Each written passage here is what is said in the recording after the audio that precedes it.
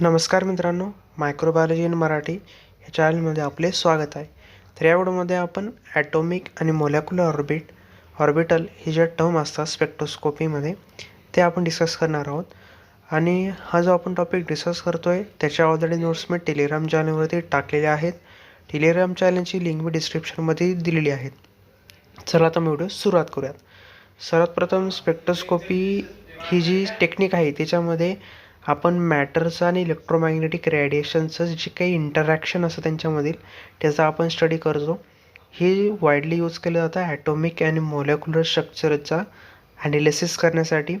आणि ॲटॉमिक आणि molecular orbital हे स्पेक्ट्रोस्कोपीमध्ये एक अंडरस्टँडिंग म्हणजे ज्याची एनर्जी लेवल किती आहे, इलेक्ट्रॉनिक ट्रान्झिशन किती आहे आणि बॉन्डिंग कसं आहे त्या मॉलिक्यूलमध्ये हिचं पूर्णपणे ॲनालिसिस करण्यासाठी अंडरस्टँडिंग करण्यासाठी ॲटॉमिक आणि मोलेक्युलर ऑर्बिटल ह्या टर्म यूज केल्या जातात. तर पहिल्यांदा आपण पाहूयात ॲटॉमिक ऑर्बिटल. ॲटॉमिक ऑर्बिटल ही जे रिजन असतं ते डिस्क्राईब करतं जे की ॲटम्स न्यूक्लियसच्या अराउंड असतं, जेणेकरून इलेक्ट्रॉन हे तिथे सापडतात. अशा ठिकाणी जे काही ॲटॉमिक ऑर्बिटल आपल्याला डिस्क्राईब किंवा त्याचं रिजन हे पाहायला मिळतं. स्पेक्ट्रोस्कोपिक टेक्निकमध्ये ॲटॉमिक ऑब्झर्वेशन जे स्पेक्ट्रोस्कोपी असेल किंवा ॲटॉमिक इमेन्शन जे स्पेक्ट्रोस्कोपी आहे त्याच्यामध्ये ट्रान्झिशन किती आहे, ॲटॉमिकची एनर्जी लेवल किती आहे, त्या दोघी रिलायमध्ये आणि दोघी मॉलिक्यूलमध्ये ते पूर्णपणे स्टडी करण्यासाठी याचा वापर केला जातो. इलेक्ट्रॉनिक ट्रान्झिशन हे ॲटॉमिक ऑर्बिटलमध्ये कसं काम करतं ते पाहूयात.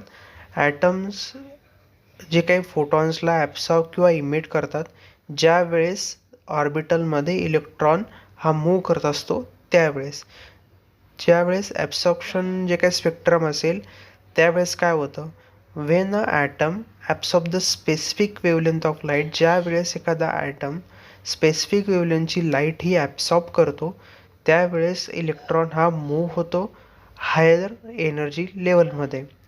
आणि ज्यावेळेस इमिशन स्पेक्ट्रममध्ये काय होतं, ज्यावेळेस इलेक्ट्रॉन हा एक्साईट होतो आणि त्याची जी काही लोअर एनर्जी लेवलमध्ये तो रिटर्न होतो आणि तो काय करतो, जी इमिट लाईट झालेली आहे त्या कॅरेक्टरिस्टिक्स वेवलेंथवरती तो काय करतो, त्याच्या एनर्जी लेवल ही लो डाऊन होते, लोअर होते आणि इलेक्ट्रॉन हा त्याच्या एक्सायटेड स्टेटपासून त्याची जी लोअर स्टेट आहे त्याच्यामध्ये एंटर करतो. Each element has a unique atomic spectrum which help in its identification. आणि वेगवेगळ्या जे काही एलिमेंट आहे त्याचं वेगवेगळं ॲटॉमिक स्पेक्ट्रम हे आपल्याला पाहायला मिळतं, जेणेकरून त्याचं आपण आयडेंटिफिकेशन करू शकतो. तर वेगवेगळे स्पेक्ट्रोस्कोपीमध्ये ॲटॉमिक ऑर्बिटलचे टाईप्स पडतात, त्यात आपण पाहूयात. पहिलं टाईप आहे ॲटॉमिक ॲब्सॉर्प्शन स्पेक्ट्रोस्कोपी. याच्यामध्ये आपण किती प्रमाणामध्ये लाईट ॲब्सॉर्ब झाली आहे त्या फ्री ॲटममध्ये ते आपण डिटेक्ट करू शकतो किंवा ते मेजरमेंट करू शकतो. दुसरं आहे ॲटॉमिक इमिशन स्पेक्ट्रोस्कोपी. ज्यावेळेस इमिटेड लाईट हा जो की इलेक्ट्रॉनवरती ड्रॉप होतो आणि त्याची जी एनर्जी असेल, एक्सायटेशन असेल, ती लोअर ऑर्बिटलला कशी जाते ते मेजर करण्यासाठी ॲटॉमिक इमिशन स्पेक्ट्रोस्कोपीचा वापर केला जातो. एक्सरे स्पेक्ट्रोस्कोपीमध्ये त्याचं ट्रान्झिशन आणि इलेक्ट्रॉनचे जे काही शेल असतील, इनर शेल असेल, त्याचं ट्रान्झिशन कसं आहे त्याचा स्टडी केला जातो. फोटो इलेक्ट्रॉन स्पेक्ट्रोस्कोपीमध्ये त्याचं जे काही ऑर्बिटल एनर्जीज असतील किंवा इलेक्ट्रॉनचं जे इंजेक्टिंग असेल किंवा हाय एनर्जी फोटॉन असेल ते डिटरमाइन करण्यासाठी फोटो इलेक्ट्रॉन स्पेक्ट्रोस्कोपीचा वापर केला जातो. तर आता आपण पाहूयात molecular orbital. Molecular orbital mainly describe करतं जे की ॲटॉमिक ऑर्बिटल आहे ते कंबाईन होते when atom forms a molecule. ज्यावेळेस ॲटमचं मॉलिक्यूलमध्ये फॉर्मेशन होतं त्यावेळेस जे काही मोलेक्युलर ऑर्बिट आहे ते तिचं डिस्क्राईब होत असतं. मोलेक्युलर स्पेक्ट्रोस्कोपी हे मेनली ट्रान्झिशन स्टडी करण्यासाठी किंवा different molecular energy state study करण्यासाठी वापरले जातात. Electronic transition in molecular orbital.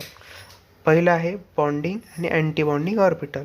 Electron हे मूव्ह करतात त्याच्या मोलेक्युलर ऑर्बिटलमध्ये, त्यामुळे ॲब्सॉर्प्शन आणि इमिशन जे काही स्पेक्ट्रा असेल ते लीडिंग किंवा त्याचं प्रोसेसही होत असते.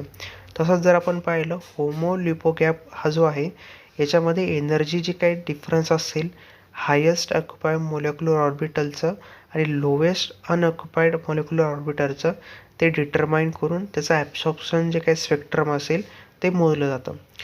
तर अशाच प्रकारे मोलेक्युलर ऑर्बिटचे सुद्धा काही स्पेक्ट्रोस्कोपीमध्ये टाईप्स पडतात.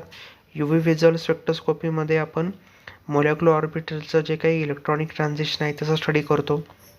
इन्फ्रारेड स्पेक्ट्रोस्कोपीमध्ये आपण व्हायब्रेशन बॉन्ड इंटरॅक्शनचा स्टडी करतो, ॲनालिसिस करतो.